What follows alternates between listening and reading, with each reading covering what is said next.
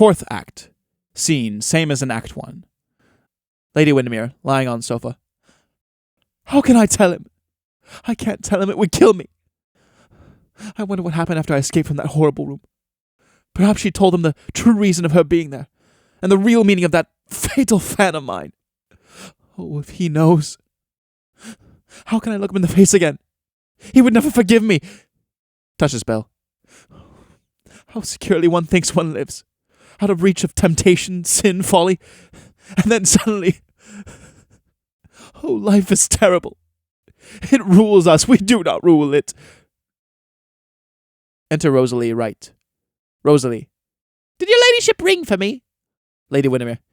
Yes. Have you found out what time Lord Windermere came in last night? Rosalie. His lordship did not come in until 5 o'clock.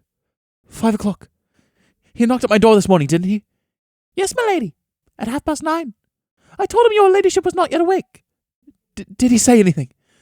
Something about your ladyship's fan. I didn't quite catch what his lordship said. Has the fan been lost, my lady?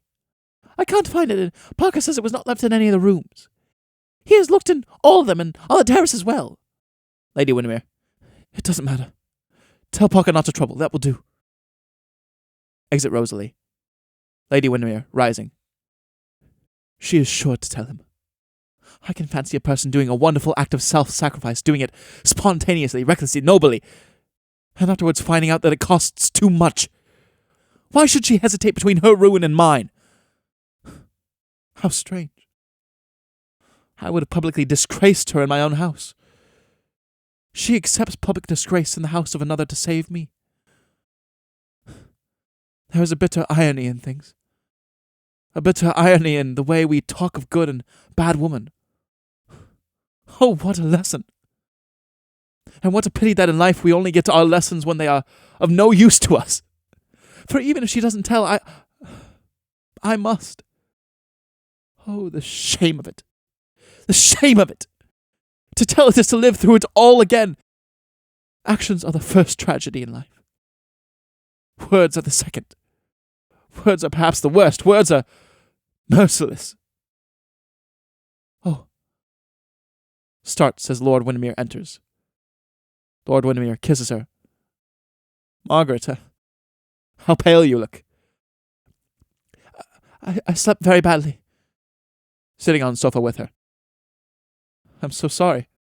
I came in dreadfully late and didn't like to wake you. You are crying, dear. Yes, I am crying for... I have something to tell you, Arthur. My dear child, you are not well. You've been doing too much. Let us go away to the country. You'll be all right at Selby. The season's almost over. There's no use staying on. Poor darling, we'll go away today. Today, if you like. Rises. We can easily catch the 3:40. I'll send a wire to Fannin. Crosses and sits down at table to write a telegram. Lady Windermere. Yes, let us go away today. No, I can't go, Arthur, today. There's someone I must see before I leave town. Someone who has been kind to me. Lord Windermere, rising and leaning over a sofa. Kind to you? Lady Windermere. Far more than that. Rises and goes to him. I will tell you, Arthur, but only love me. Love me as you used to love me. Used to. You are not thinking of that wretched woman who came here last night. Coming round and sitting right of her. You still don't imagine. No, you couldn't. I don't. I know I was wrong and foolish. It was very good of you to receive her last night. But you are never to see her again. Why do you say that? Lord Windermere, holding her hand. Margaret. I thought Mrs. Erlynne was a woman more sinned against than sinning, as the phrase goes. I thought she wanted to be good, to get back into a place that she had lost by a moment's folly, to lead again a decent life. I believed what she told me. I was mistaken in her. She is bad. As bad a woman can be. Arthur, don't talk so bitterly about any woman. I don't think now that people can be divided into the good and the bad as though they were two separate races or creations. What are called good women may have terrible things in them. Mad moods of recklessness, assertion, jealousy, sin. Bad women, as they are termed, may have in them sorrow, repentance, pity, sacrifice, and I don't think Mrs. Erline a bad woman. I know she's not. My dear child, the woman's impossible. No matter what harm she tries to do to us, you must never see her again. She is inadmissible anywhere. But I want to see her. I want her to come here. Never. She came here once as your guest. She must come now as mine. That is but fair. She should never have come here. It is too late, Arthur, to say that now. Moves away. Lord Windermere, rising. Margaret, if you knew where Mrs. Erline was last night after she left this house, you would not sit in the same room with her. It was absolutely shameless, the whole thing. I can't bear it any longer. I must tell you. Last night... Enter Parker with a tray on which lie Lady Windermere's fan and a card. Parker. Mrs. Erline has called to return your ladyship's fan which she took away by mistake last night. Mrs. Erline has written a message on her card. Lady Windermere. Oh, ask Mrs. Erline to be kind enough to come up. Reads card. Say I shall be very glad to see her. Exit Parker. She wants to see me, Arthur. Lord Windermere. Takes card and looks at it. Margaret, I beg you not to. Let me see her first at any rate. She's a very dangerous woman. She's the most dangerous woman I know. You don't realize what you're doing. It is right that I should see her. My child, you may be on the brink of a great sorrow. Don't go to meet it. It is absolutely necessary that I should see her before you do. Why should it be necessary? Enter Parker. Mrs. Erline. Enter Mrs. Erline. Exit Parker. Mrs. Erline. How do you do, Lady Windermere? To Lord Windermere. How do you do? Do you know, Lady Windermere, I am so sorry about your fan. I can't imagine how I made such a silly mistake. Most stupid of me. And as I was driving in your direction, I thought I would take the opportunity of returning your property in person with many apologies for my carelessness and of bidding you goodbye. Lady Windermere. Goodbye. Moves towards sofa with Mrs. Erline and sits down beside her. Are you going away then, Mrs. Erline? Mrs. Erline. Yes, I'm going to live abroad again. The English climate doesn't suit me. My heart is affected here, and that I don't like. I prefer living in the south. London is too full of fogs and serious people, Lord Windermere. Whether the fogs produce the serious people or whether the serious people produce the fogs, I don't know, but the whole thing rather gets on my nerves, and so I'm leaving this afternoon by the club train. Lady Windermere. This afternoon? But I wanted so much to come and see you. Mrs. Erline. How kind of you. But I'm afraid I have to go. Shall I never see you again, Mrs. Erline? I am afraid not.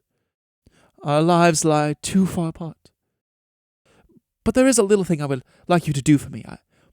I want a photograph of you, Lady Windermere. Would you give me one? You don't know how gratified I should be. Lady Windermere. Oh, with pleasure. There is one on that table. I'll show it to you. Goes across to the table. Lord Windermere, coming up to Mrs. Erline and speaking in a low voice. It is a monstrous thing you introducing yourself here after your conduct last night. Mrs. Erline, with an amused smile. My dear Windermere, manners before morals. Lady Windermere, returning. I am afraid it is very flattering. I'm not so pretty as that. Showing photograph. Mrs. Erline. You are much prettier. But haven't you got one of yourself with your little boy? Lady Windermere. I have. Would you prefer one of those? Yes. I'll go and get it for you. If you'll excuse me for a moment, I have one upstairs. Mrs. Erline. So sorry, Lady Windermere, to give you so much trouble. Lady Windermere moves to door right. No trouble at all, Mrs. Erline. Thank you so much. Exit Lady Windermere right. You seem rather out of temper this morning, Windermere. Why should you be? Margaret and I get on charmingly together. Lord Windermere. I can't bear to see you with her. Besides, you have not told me the truth, Mrs. Erline. I have not told her the truth, you mean. Lord Windermere, standing centre. I sometimes wish you had. I should have been spared than the misery, the anxiety, the annoyance of the last 6 months. But rather than my wife should know that the mother whom she thought to consider as dead, the mother whom she has mourned as dead is living. A divorced woman going about an assumed name, a bad woman preying upon life as I know you now to be. Rather than that, I was ready to supply you with money to pay for bill after bill, extravagance after extravagance, to risk what occurred yesterday, the first quarrel I have ever had with my wife. You don't understand what that means to me. How could you? But I can tell you that the only bitter words that ever came from those sweet lips of hers were on your account, and I hate to see you next to her. You sully the innocence that is in her. Moves left center. And then I used to think with all your faults you were frank and honest. You are not. Mrs. Erline. Why do you say that? You made me get you an invitation to my wife's ball. For my daughter's ball, yes. You came, and within an hour of your leaving the house, you were found in a man's rooms. You are disgraced before everyone. Goes up stage center. Yes. Lord Windermere, turning round on her. Therefore I have a right to look upon you as what you are. A worthless, vicious woman. I have the right to tell you to never enter this house again, and never to attempt to come near my wife. My daughter, you mean. You have no right to claim her as your daughter. You left her, abandoned her when she was but a child in the cradle, abandoned her for your lover, who abandoned you in return. Mrs. Erline rising. Do you count that to his credit, Lord Windermere, or to mine? To his. Now that I know you, take care. You had better be careful. Oh, I'm not going to mince words for you. I know you thoroughly. Mrs. Erline, looking steadily at him. I question that. I do know you. For 20 years of your life you lived without your child, without a thought of your child. One day you read in the papers that she had married a rich man. You saw your hideous chance. You knew that to spare her the ignominy of learning that a woman like you was her mother, I would endure anything. You began your blackmailing. Mrs. Erline. Don't use ugly words, Windermere. They are vulgar. Shrugging her shoulders. I saw my chance, it is true, and took it. Yes, you took it. And spoiled it all last night by being found out. Mrs. Erline, with a strange smile. You are quite right. I spoiled it all last night. And as for your blundering in taking my wife's fan from here and then leaving it about Darlington's rooms, it is unpardonable. I can't bear the sight of it now. I shall never let my wife use it again. The thing is soiled for me. You should have kept it and not brought it back. I think I shall keep it. Goes up. It's extremely pretty. Takes up fan. I shall ask Margaret to give it to me. I hope my wife will give it to you. Oh, I'm sure she will have no objection. I wish that at the same time she would give you a miniature she kisses every night before she prays. It's a miniature of a young, innocent-looking girl with beautiful, dark hair. Ah, yes. I remember. How long ago that seems. Goes to a sofa and sits down. Dark hair and an innocent expression with a fashion then, Windermere. What do you mean by coming here this morning? What is your object? Crossing left center and sitting. Mrs. Erline, with a note of irony in her voice. To bid goodbye to my dear daughter, of course. Lord Windermere bites his underlip in anger. Mrs. Erline looks at him, and her voice and manner have become serious. In her accents as she talks there is a note of deep tragedy. For a moment, she reveals herself. Oh, don't imagine I am going to have a pathetic scene with her, weep on her neck, and tell her who I am and all that kind of thing. I have no ambition to play the part of a mother. Only once in my life have I known a mother's feelings. That was last night. They were terrible. They made me suffer. They made me suffer too much. For 20 years, as you say, I have lived childless. I want to live childless still. Besides, my dear Windermere, how on earth could I pose as a mother with a grown-up daughter? Margaret is 21, and I've never admitted that I am more than 29 or 30 at most. 29 when there are pink shades, 30 when there are not. So you see what difficulties it would involve. No, as far as I'm concerned, let your wife cherish the memory of this dead, stainless mother. Why should I interfere with her illusions? I find it hard enough to keep my own. I lost one illusion last night. I thought I had no heart. I find I have. And a heart doesn't suit me, Windermere.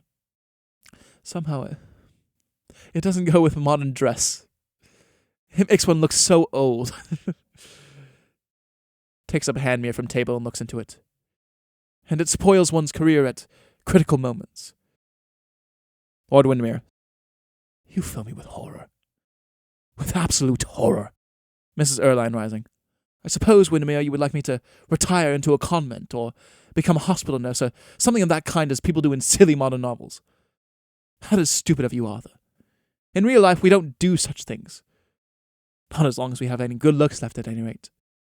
No, what consoles one nowadays is not repentance, but pleasure. Repentance is quite out of date, and besides, if a woman really repents, she has to go to a bad dressmaker. Otherwise no one believes in her. And nothing in the world would induce me to do that. No, I am going to pass entirely out of your two lives. My coming into them has been a mistake. I discovered that last night. A fatal mistake. Almost fatal. I'm sorry now I did not tell my wife the whole thing at once.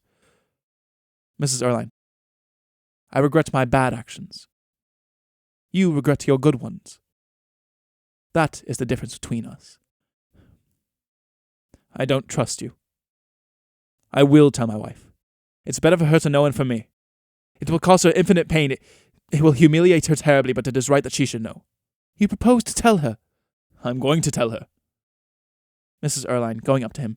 If you do, I will make my name so infamous that it will mar every moment of her life. It will ruin her and make her wretched. If you dare to tell her, there is no depth of degradation I will not sink to, no pit of shame I will not enter. You shall not tell her. I forbid you. Why? If I said to you that I cared for her, perhaps loved her even, you would sneer at me, wouldn't you? I should feel it was not true. A mother's love means devotion, unselfishness, sacrifice. What could you know of such things? You are right. What could I know of such things?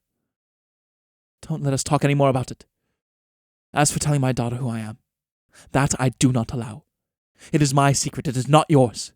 If I make up my mind to tell her, and I think I will, I shall tell her before I leave the house. If not, I shall never tell her. Lord Windermere, angrily, then let me beg of you to leave our house at once. I will make your excuses to Margaret. Enter Lady Windermere right. She goes over to Mrs. Erline with the photograph in her hand. Lord Windermere moves to the back of the sofa and anxiously watches Mrs. Erline as the scene progresses. Lady Windermere.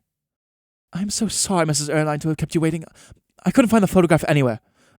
At last I discovered it in my husband's dressing room. He had stolen it. Mrs. Erline takes the photograph from her and looks at it. I am not surprised. It is charming. Goes over to the sofa with Lady Windermere and sits down beside her. Looks again at the photograph. And is that your little boy? What is he called? Lady Windermere. Gerard. After my dear father. If it had been a girl, I would have called it after my mother. My mother had the same name as myself, Margaret. Mrs. Erline, laying the photograph down. My name is Margaret too. Indeed. Yes, you are devoted to your mother's memory, Lady Windermere. Your husband tells me so. Lady Windermere. We all have ideals in life. At least we all should have. Mine is my mother. Mrs. Erline. Ideals are dangerous things. Realities are better. They wound, but they're better. Lady Windermere, shaking her head. If I lost my ideals, I should lose everything. Everything? Yes.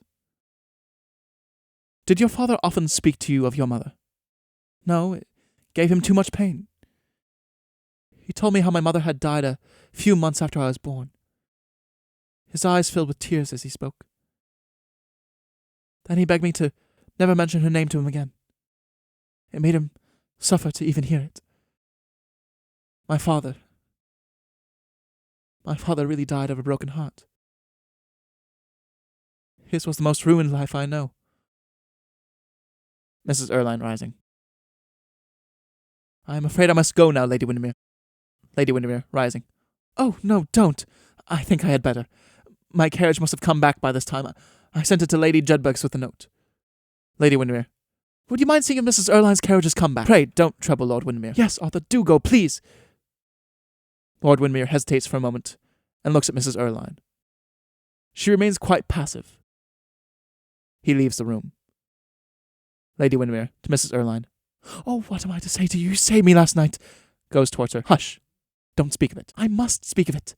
I can't let you think that I am going to accept the sacrifice. I am not. It is too great. I am going to tell my husband everything.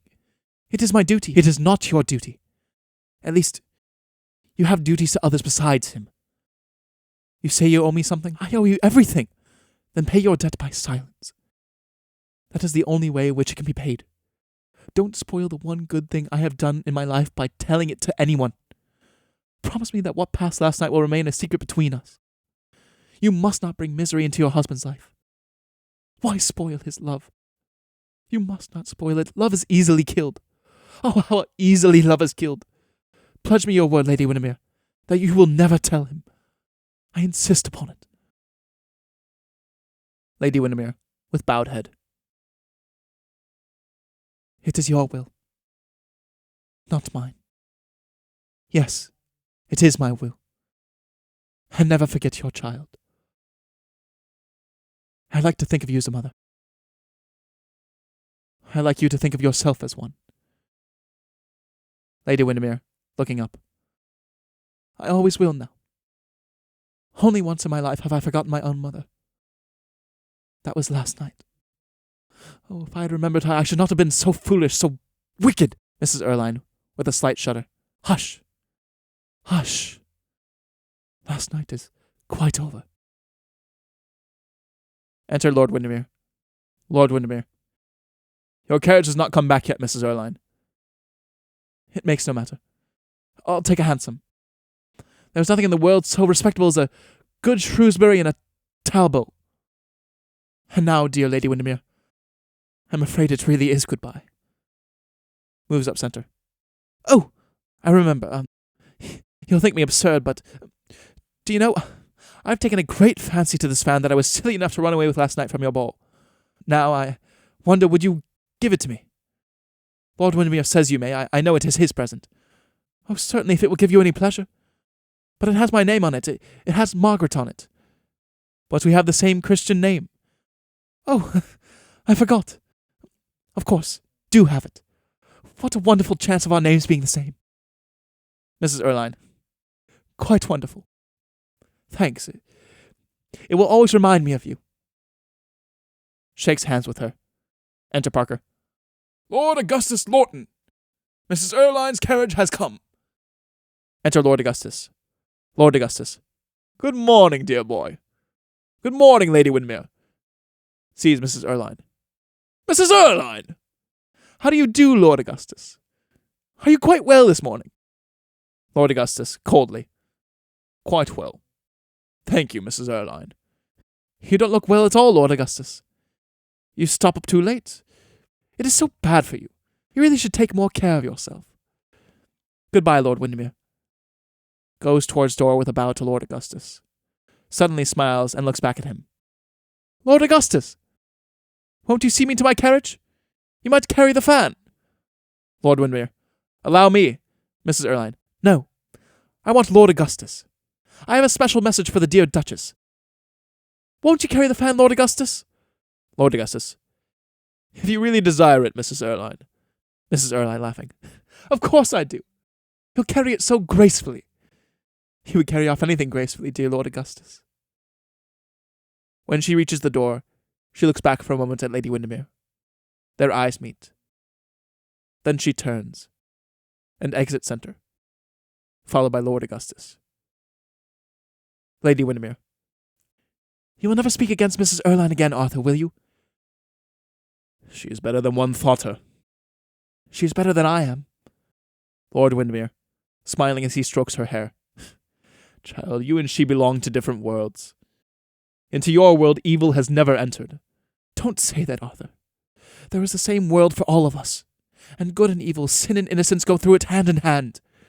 To shut one's eyes to half of light that one may live securely is as though one blinded oneself that one might walk with more safety in a land of pit and precipice. Lord Windermere moves down with her. Darling, why do you say that? Lady Windermere sits on sofa. Because I, who had shut my eyes to life, came to the brink, and one who had separated us. We were never separated. We never must be again. Oh, Arthur, don't love me less, and I will trust you more. I will trust you absolutely. Let us go to Selby. In the rose garden at Selby, the roses are white and red. Enter Lord Augustus centre. Lord Augustus.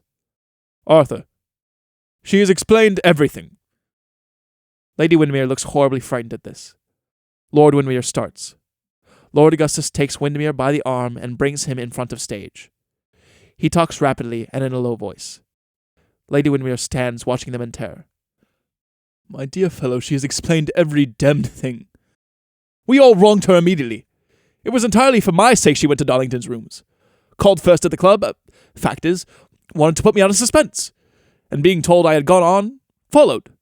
Naturally frightened when she heard a lot of us coming in, retired to another room. I assure you, most gratifying to me, the whole thing. We all behaved brutally to her. She is just the woman for me. Suits me down to the ground. All the conditions she makes are that we live entirely out of England. A very good thing, too. Demmed clubs, demmed climate, demmed cooks, demmed everything. Sick of it all. Lady Windermere, frightened. Lord Augustus, advancing towards her with a low bow. Yes, Lady Windermere. Mrs. Erline has done me the honour of accepting my hand. Lord Windermere. Oh, you are certainly marrying a very clever woman. Lady Windermere, taking her husband's hand. Ah, you are marrying a very good woman. Curtain. And that is the end of Lady Windermere's Fan, written by Oscar Wilde in 1892. I want to thank you for joining me on this season of Brendan Moir's Playwright Corner. I apologize a little bit for the lapse in releases and for the general bombastic lack of theme in this particular season, but I hope that you enjoyed all the plays that we have read as well as the poems. I'm currently in the process of moving out to LA, so if the release scheduling of this podcast becomes a little bit more sporadic, I hope that you will indulge me, and I hope that I can find an editor to help me make this podcast a continuous project and not to have just me editing it to be overwhelmed with the amount of work that is required to get one of these episodes up and running. So thank you for your patience, and thank you to all who listen to every end of every episode. I hope you have a lovely rest of your day, and I hope to have you back in Brendan Moir's Playwright Corner. Thank you.